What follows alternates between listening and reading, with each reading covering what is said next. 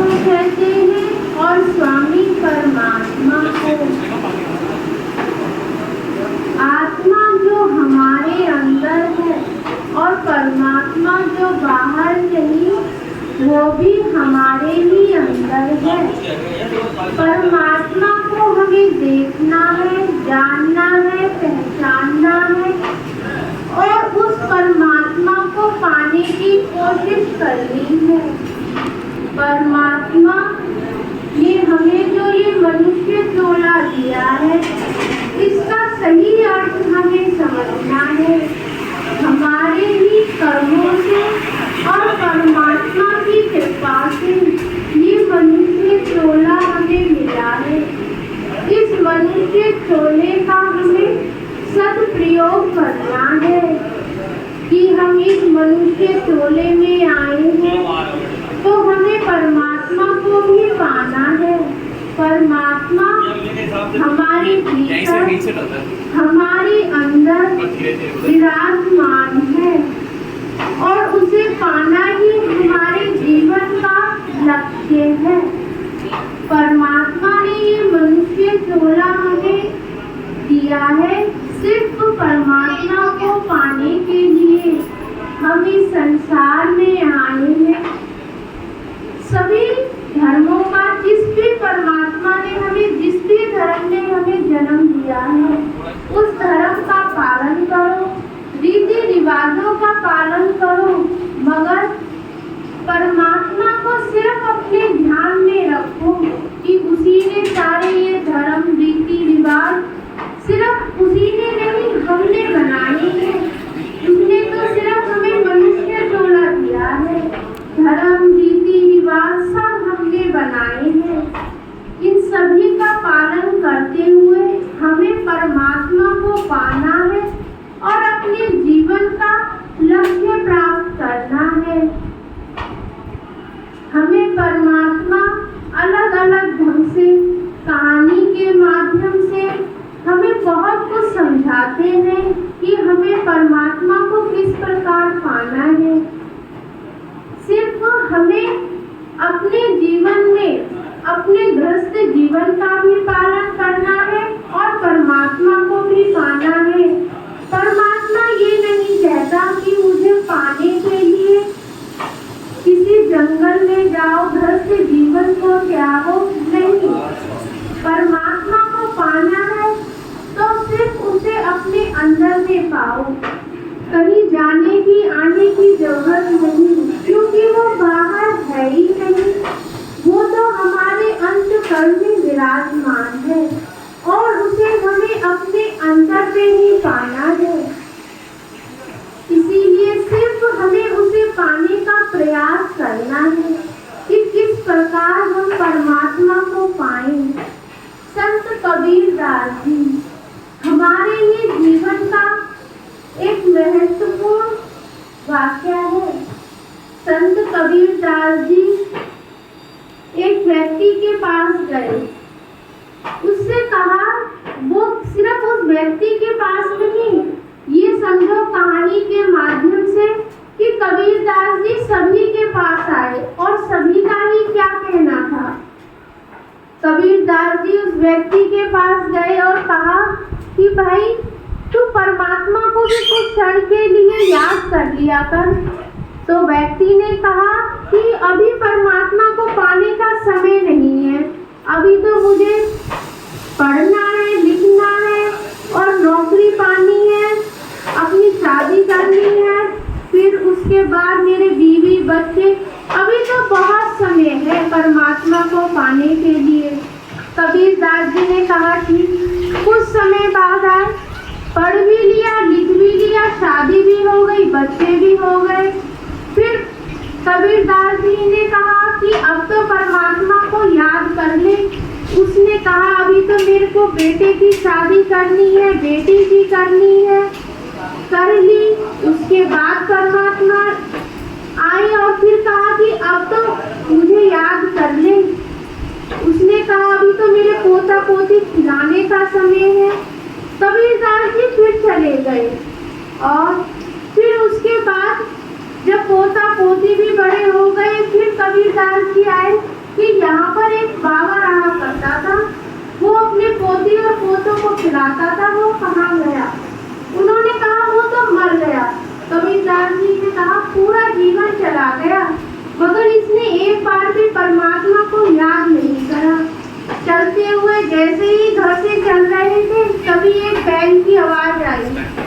उन्होंने देखा, उन्होंने कहा अरे बाबा, पोता पोती को खिला भी लिया, इसी घर में बैल का जन्म भी ले लिया। उसने कहा क्या करूं, मोह ममता इतनी थी तो मैं इसी घर में बैल बनकर आ गया।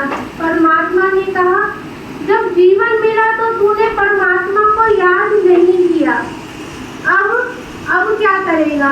अब भोग अपने जैसे कर्म है। परमात्मा कहते हुए कबीरदास जी चले गए। अब वो बैल उस घर में बंधा। पोते ने बेटे ने हल में खूब चलाया। जब हल में चलने के लायक नहीं रहा तो तेली को दे दिया। तेली ने अपने कोलू में खूब चलाया। पहले, अब तो खैर अलग जमाना है, पहले तेल कोलू से ही निकलता था, तो तेली को दिया तो कोलू ने उसको खूब चलाया। जब कोलू में चलाया और चलाते चलाते वो बैल कोलू में भी ना चल पाया, फिर उसको कसाई को दे दिया। कसाई ने उसको काटा, उसका मांस बेचा और जो वो उसकी खाल थी उसको नगाड़े वाले को दे दिया। अब उसका नगाड़े वाले ने उसका ढोल बनाया, खाल चढ़ाई बैल की और खूब जोर जोर से बजाने लगा। कबीरदास जी वहां पर गए और जा रहे थे तो नगाड़ा बहुत जोर जोर से बज रहा था। कबीरदास जी थोड़ी देर खड़े हुए और खूब रोए और उन्होंने कहा जिसको जब मनुष्य चोला मिला था, जब मैं इसके पास बचपन से गया था, ना तो इसने बचपन में भजन करा, परमात्मा को याद करा, जब जवानी में गया तो काम में व्यस्त था तब भी इसने भजन नहीं करा परमात्मा का, जब बुढ़ापे में गया तो पोता और पोती को खिलाने में ये व्यस्त था, तब भी इसने परमात्मा का भजन नहीं करा। और भजन ना करने के कारण इसी घर में इसे बैल का जन्म मिला। अब बैल के जन्म में भी पोता पोती ने इसको हल में चलाया। हल में चलाने के बाद इसको तेली को दे दिया। जब तेली का भी कोलू में भी ये चल ना सका तो उसको कसाई को दे दिया और कसाई ने इसको काट दिया, इसके मांस को बेच दिया और इसके मांस को बेचने के बाद इसकी खाल का ढोल बना दिया। अब ये ढोल पिट रहा है। तब कबीरदास जी रोते रोते जब उन्होंने कहा किसके लिए कहा? उस व्यक्ति के लिए ही नहीं, हम सभी के लिए कहा कि जब हम परमात्मा का भजन सिमरन नहीं करते हैं तो हम सभी का यही हाल होना है। इस मोह माया में फंसकर हम जब परमात्मा का ध्यान नहीं करेंगे, उसे याद नहीं करेंगे, तो फिर हमारा क्या होगा? हमारा भी उसी व्यक्ति की तरह या तो बैल या उस 84 लाख दिया धूप में किसी में भी जाएंगे। जब कबीरदास जी रोए और सभी मनुष्यों को समझाते हुए बोला, जैसे इस व्यक्ति का हाल हुआ है, मैं नहीं चाहता कि किसी और का भी हो, तो कम से कम इसकी जीवन की गाथा तो सुनो। तब कबीरदास जी ने कहा, बैल बने हल में जुते, ले गाड़ी में दी, तेली के कोलू रहे कुल घेर कसाई लीन, मांस कटा मोटी कटी, चमड़न बड़ी नगार, कुछ के कर्म बाकी रहे, किस पे पड़ती मार। तो उन्होंने उसकी पूरी गाथा को, पूरी जीवन गाथा को उन्होंने अपनी पंक्तियों में बड़े ही सरल अंदाज में उन्होंने कह दिया कि पहले तो जब मनुष्य चोला मिला तो भजन ना कर सका, मोह ममता में फंसकर पूरा जीवन अपना त्याग दिया और आज फिर इसको 84 लाख दिया दूध में से बैल की योनि मिली। फिर इसी के परिवार ने इसको कोलू में चला करके तेली को दिया, और तेली का भी जब पूरा काम निकल चुका और जब उससे का कुछ न रहा तो उन्होंने कसाई को दे दिया। और इसके अभी कर्म बाकी थे कि कहानी यही खत्म नहीं हुई। उसके खाल की मांस तो बिक चुका था, परंतु उसके खाल का ढोल बनाया गया, और ये ढोल जब तक नहीं फटेगा, जब तक इसकी खाल पर वो डंडे पड़ते रहेंगे और जब तक ये नगाड़ा नहीं टूटेगा, जब तक इसकी खाल पर वो डंडे पड़ते रहेंगे, जब तक इसके पूरे कर्म ना हो चुकेंगे, जब तक इसके कर्म समाप्त ना होंगे, तब तक इसकी खाल पर ये डंडा पड़ता रहेगा। इसीलिए कहते हैं परमात्मा की बहुत समझाते हैं, किसी न किसी माध्यम से परमात्मा सभी को समझाते हैं कि हमें कुछ समय परमात्मा के भजन अभ्यास में हमें देना चाहिए, ताकि परमात्मा को हम समझ सकें कि परमात्मा क्या है और परमात्मा को हमें किस प्रकार पाना है। ये कहानी केवल कबीरदास जी ने एक व्यक्ति के लिए नहीं, हम सभी के लिए कही है। अपने गृहस्थ जीवन में से कुछ समय परमात्मा के भजन अभ्यास के लिए भी निकालना चाहिए। अपने गृहस्थ जीवन के सभी कार्यों को करो।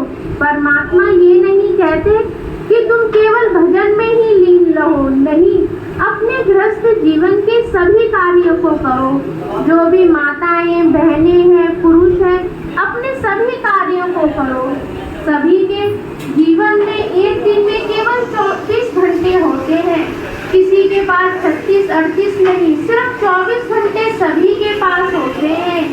अपने उस 24 घंटे में से कुछ समय, परमात्मा कहते हैं 2.5 घंटे का समय अपनी आत्मा को जानने के लिए सभी को देना चाहिए।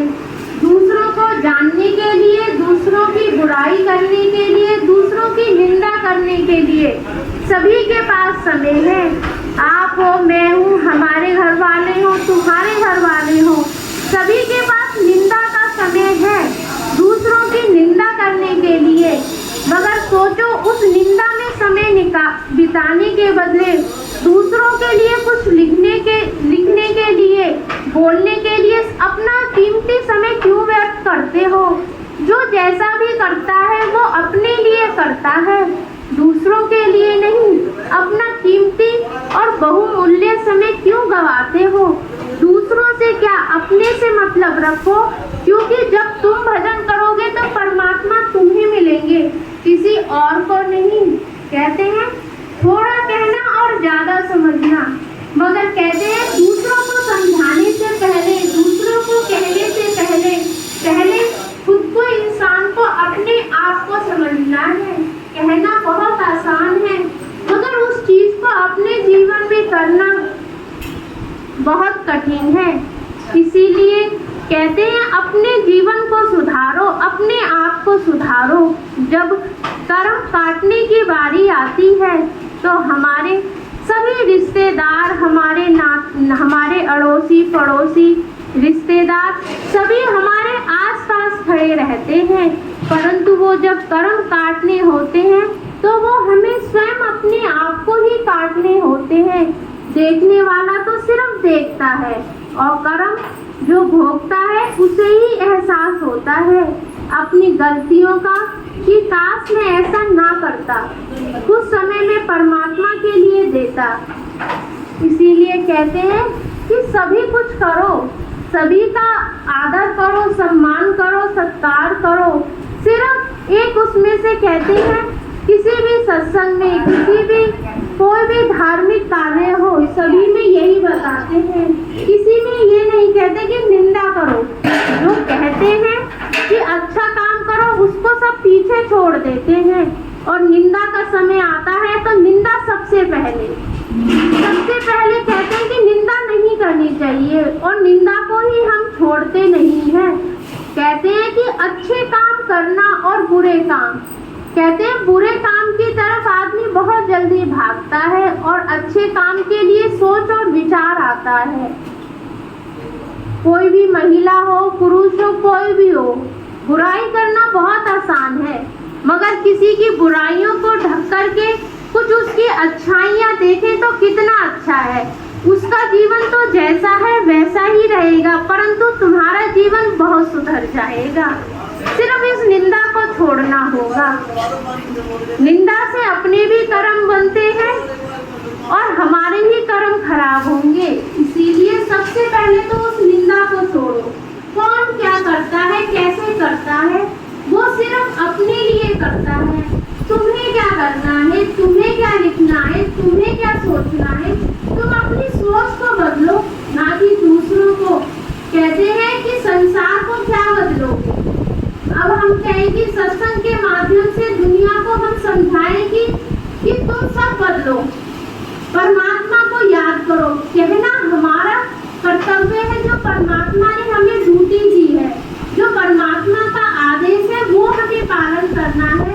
कि सिर्फ दूसरों को समझाना, करना ना करना, अच्छा बुरा, ये दूसरों के ऊपर निर्भर करता है कि उसे अपने जीवन में क्या करना है। अपने आप को बदलो, तो शायद जब हम अपने आप को बदलेंगे तो दुनिया हमें अपने आप ही बदली नजर आएगी। इसीलिए दूसरों को बदलने से पहले अपने आप को बदलो। हम बदल गए तो दुनिया हमें बदली हुई दिखाई देगी। इसीलिए सिर्फ कहना है, सत्संग के माध्यम से सिर्फ हमें कहना है कि अच्छे संस्कार लो, अच्छी बुद्धि लो, अच्छे विचार लो, अच्छे विचार सबको दो, ना कि दूसरों को बदलने का हम ठेका लेते हैं। जो जैसा करता है, जैसी जिसकी बुद्धि है, जैसा जैसा अपना अपना सबका प्रारब्ध है, व्यक्ति उसी हिसाब से अपने कार्य करता है। कहते हैं प्रारब्ध। प्रारब्ध क्या है? प्रारब्ध ही हमारा भाग्य है। जो हम कहते हैं प्रारब्ध ही मनुष्य को अपने जीवन में भोगना है और सहना है। कहते हैं कर्म 3 प्रकार के होते हैं। हमारे जीवन में कर्म 3 प्रकार के होते हैं। पहला कर्म होता है क्रियामान कर्म, दूसरा प्रारब्ध कर्म, तीसरा संचित कर्म। ये 3 प्रकार के कर्म हमारे जीवन में घटित होते हैं। क्रियामान कर्म किसे कहते हैं? जो हम रोजाना करते हैं। हम कोई भी कार्य करते हैं, यहाँ से अपने घर से लेके यहाँ तक आई हैं, रास्ते में तुम्हारे को पता भी नहीं है तुमसे कौन कौन से कर्म हुए हैं। आते समय कौन सी चींटी, कौन सा कीटा, कौन सा जीव तुम्हारे द्वारा, तुम्हारे पैर के द्वारा मारा गया है, तुम्हें नहीं पता। तो ये हमारे क्रियामान कर्म हुए जो डेली होते हैं, इसे कहते हैं क्रियामान कर्म। और इसकी सजा भी हमें अनजाने में ही मिलती है, क्योंकि जानबूझ के नहीं, अनजाने में किए गए कर्म ही क्रियामान कर्म है। और इसकी सजा भी हमें अनजाने में ही मिलती है। रोज डेली हम सब्जी काटते हैं, अच्छी तरह से काटते हैं, अचानक से हमारा हाथ कटता है, तो वो जानबूझ के नहीं, अचानक से जो हमसे अनजाने में हुए, उसकी सजा भी हमें अनजाने में ही मिली। और ये हुए हमारे क्रियामान कर्म। संचित कर्म का अर्थ है संचय किए हुए कर्म। हमारी आत्मा जब से परमात्मा से जुदा हुई है, जब से इस पृथ्वी पर आई है, उससे लेके और अब तक हमने कितने जन्म लिए होंगे। 84 लाख दिया जून में भी लिए होंगे, मनुष्य टोले में भी लिए होंगे। जब से हमारी आत्मा परमात्मा से जुदा हुई है, तब से लेकर के इकट्ठे किए गए कर्म हमारे संचित कर्म कहलाते हैं। जब हम गुरु की दीक्षा लेते हैं, तो गुरु की असीम कृपा से हमारे संचित कर्म सभी समाप्त हो जाते हैं। वो सभी कर्म गुरु अपने ऊपर ले लेता है और हमें साफ एकदम से छोड़ देता है। और तीसरे कर्म हुए प्रारब्ध कर्म। प्रारब्ध क्या है? प्रारब्ध हमारे जीवन का भाग्य है। इसे हम भाग्य कह लें, प्रारब्ध कह लें, वो हमारा भाग्य है। परमात्मा कहते हैं ये प्रारब्ध नहीं काट सकता, ना तो गुरु, ना ईश्वर, ना परमात्मा, कोई नहीं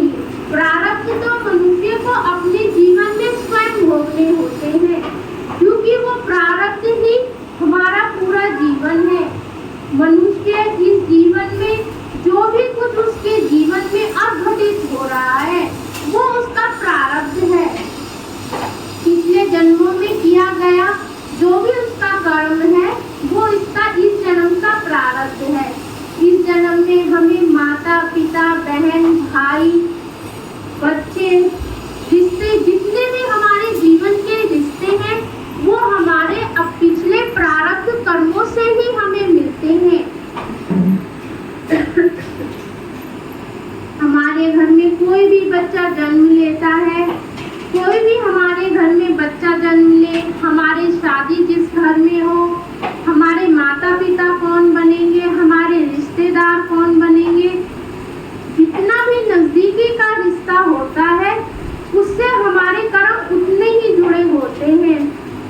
हम इस संसार में जब आत्मा जन्म लेती है तो सबसे कुछ न कुछ देने के लिए और किसी से कुछ न कुछ लेने के लिए जन्मी है, क्योंकि इस संसार में जब भी आत्मा जन्मी है उसका हिसाब किताब उसके अपने पहले जन्म से जुड़ा होता है। तो इसको हम कहते हैं प्रारब्ध कर्म, जो मनुष्य को स्वयं भोगने होते हैं। एक छोटी सी कहानी, एक बाप